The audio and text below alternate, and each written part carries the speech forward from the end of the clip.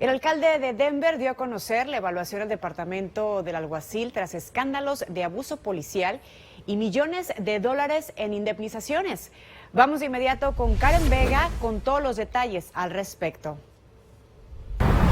Karen, sabemos que el condado gastará $300,000 en consultoría para prácticamente limpiar el departamento.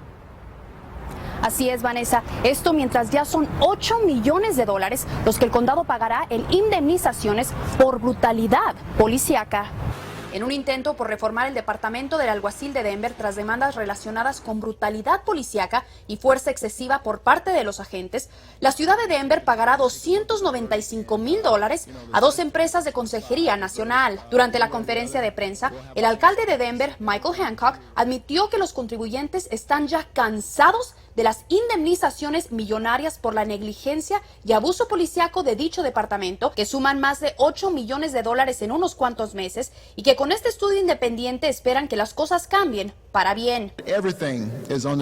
Hemos puesto todo sobre la mesa y creo que tomando este paso con este equipo de expertos externos nos ayudará a reformar el departamento del alguacil de Denver en una agencia a la cual todos de nuevo podamos sentirnos orgullosos. Las empresas contratadas para realizar la revisión del departamento están localizadas en Los Ángeles y Chicago y se encargarán de examinar al departamento del alguacil de Denver de pies a cabeza, haciendo recomendaciones e inclusive sugerir al nuevo alguacil.